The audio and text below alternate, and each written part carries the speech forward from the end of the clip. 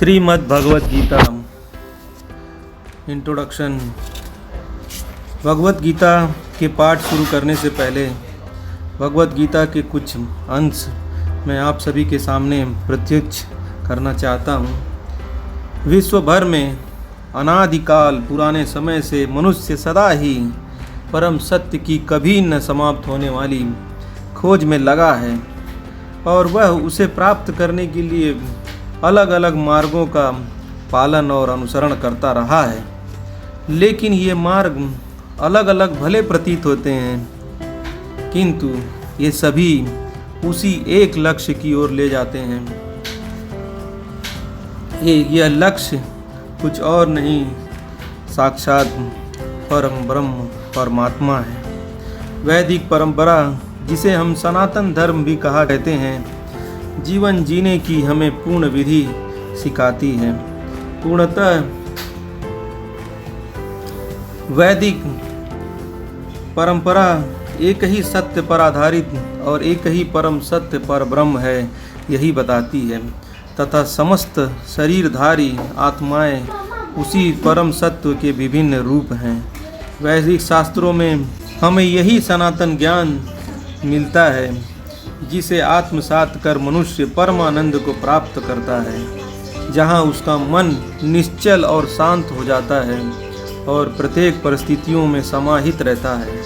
सुख और दुख उसे प्रभावित नहीं करते, क्योंकि उसे अपने सच्चे स्वरूप का ज्ञान हो गया है और उसने परमात्मा और शेष सृष्टि के संग एक रूपता प्राप्त कर ली है। एक रूपता का अर्थ है एक पूरी तरह से उसमें समा गए हैं। भगवत गीता जो तीनों युग हैं, उनमें से द्वापर युग में स्वयं भगवान श्री कृष्ण द्वारा किया गया किसी सार्वभौमिक सत्य का अनुभवातीत रहस्योद्घाटन है। यह ब्रह्म का गीत है। भगवत गीता ब्रह्म का गीत है। यह समस्त वैदिक शास्त्रों का सारभूत अर्थात केंद्र है। यह सनातन ज्ञान समस्त वैदिक शास्त्रों का निचोड़ और एक रस है।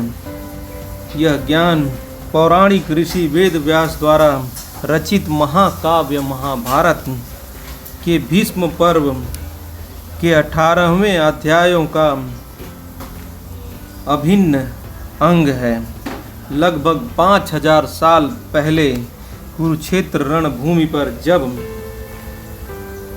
समभ्राता एक दूसरे के कट्टर शत्रु बने हुए कौरव और पांडवों के मध्य महाभारत युद्ध आरंभ होने वाला था, तब दो विशाल सैन्य दलों के 39,36,600 योद्धा आमने सामने खड़े थे।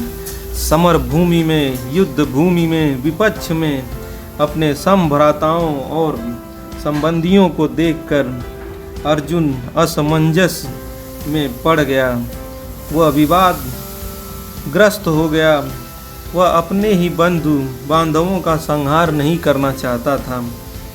वह अचंभित था। उसने ही अपने संबंधियों का वध करके प्राप्त होने वाली विजय को एकदम धूल और मिट्टी के समान समझने लगा। तथापि परिस्थितियों पर नियंत्रण पाने का कोई और भी उपाय शेष न रहने पर उसने ईश्वर के अवतार श्री कृष्ण भगवान समक्ष आत्मसमर्पण और सरेंडर पूरी तरह से कर दिया। लेकिन स्वेच्छा से उसका सारथी बनना, जिन्होंने भगवान श्री कृष्ण ने अपनी स्वेच्छा से अर्जुन का साक्षी बनना स्वीकार किया। वे उस अर्जुन के समभ्राता और परम मित्र भी थे। उन्होंने कर्म का उचित मार्गदर्शन करने के लिए भगवान श्री कृष्ण से बारंबार विनती की। भगवान ने जीवन दर्शन पर उपदेश देना आरंभ किया। पृथ्वी पर धर्म की रक्षा के लिए युद्ध करने के योद्धा के कर्तव्य और ज्ञान देकर उसे अनासक्त भाव से संपूर्ण निष्ठा से अपने कर्तव्यों का पालन करने के लिए कहा। भगवान ने तब भगवान श्री कृष्ण ने उसे खुद का इंट्रोस्पेक्शन या आत्म साक्षात्कार करने के लिए 3 प्रमुख मार्गों का वर्णन किया, अर्थात बताया ये 3 मार्ग कोई और नहीं, कर्म योग, भक्ति योग और ज्ञान योग। कर्म से कौन सा कर्म करना चाहिए, कौन से कर्म नहीं करने चाहिए, भक्ति का अर्थ क्या है, भक्ति क्यों की जाती है और किसके लिए की जाती है, और भक्ति का प्राप्त करने वाला कौन है, और अंत में भगवान ने ज्ञान योग, ज्ञान का मार्ग अर्थात भगवत गीता आत्म साक्षात्कार का शास्त्र है, उसमें उस अज्ञान के अंधकार को दूर करके जीवन के समस्त उलझनों को सुलझाने की शक्ति है, जिसने मनुष्य को भौतिक संसार के भ्रमों से आच्छादित कर रखा है। ये जो कुंठा है, कन्फ्यूज़न है और ये जो दुख है जिसे भौतिक संसार के भ्रम कहा गया है, ये सब केवल जय यह अज्ञान का अंधकार दूर होता है।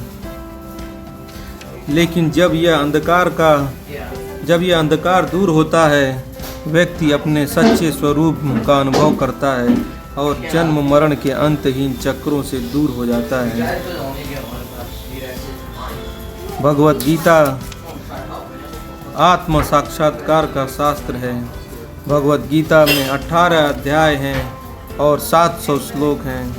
भगवत गीता के प्रथम कुछ अध्यायों में भगवान ने अर्जुन के संताप, ज्ञान का मार्ग, कर्म का मार्ग, इनके बारे में जानकारियाँ दी हैं और ज्ञान को समस्त मानव कल्याण के लिए बताया है। ज्ञान, कर्म, संन्यास का क्या मार्ग है, ध्यान क्यों करना चाहिए, ज्ञान और अनुभूति का मार्ग, अविनाशी ब्रह्म का मार्ग क्या है। भगवान ने अंत में हमें भक्ति योग के बारे में मनुष्य कल्याण के लिए बहुत सारे श्लोक और बहुत ही आत्म साक्षात्कार करने के वर्णनों को बताया है। ब्रह्मणीय रूप का दर्शन भी भगवान ने जब अर्जुन को किया, तब अर्जुन घबराता हुआ भगवान के चरणों में गिर पड़ा और भगवान से दोनों हाथ जोड़े हुए भगवान के समक्ष बैठकर भगवान को निहारने लगा और कांपने भी लगा। भगवान ने अपने स्वरूप का वर्णन किया और इस पृथ्वी, इस फिजिकल मटेरियल में गुणों को किस तरह से भिन्न भिन्न भागों में बांटा गया है, उसके बारे में भगवान 14वें अध्याय में बताते हैं। 15वें और 16वें अध्याय में भगवान परमात्मा क्या है, देवी और आसुरी संपदा क्या है, इनके दोनों अंतर बताए हैं। 17वें अध्याय में आस्था के 3 पक्ष और अंत में भगवान श्री कृष्ण ने अर्जुन को कहा कि तुम क्षत्रिय है और क्षत्रिय का मार्ग युद्ध ही है। अधर्म की रक्षा करना और धर्म की विजय स्थापित करना ही क्षत्रिय का लक्ष्य है। और इन सब कथनों को सुन अर्जुन भगवान के समक्ष नतमस्तक हो गांडीव उठाकर युद्ध करना प्रारंभ किया। ओम तत्सत, ओम तत्सत। त्वमेव माता च पिता त्वमेव बन्धु च सखा त्वमेव विद्या द्रविणं त्वमेव सर्वं मम देव। हरे कृष्ण कृष्ण कृष्ण हरे हरे, हरे राम राम राम हरे हरे। ओम तत्सत।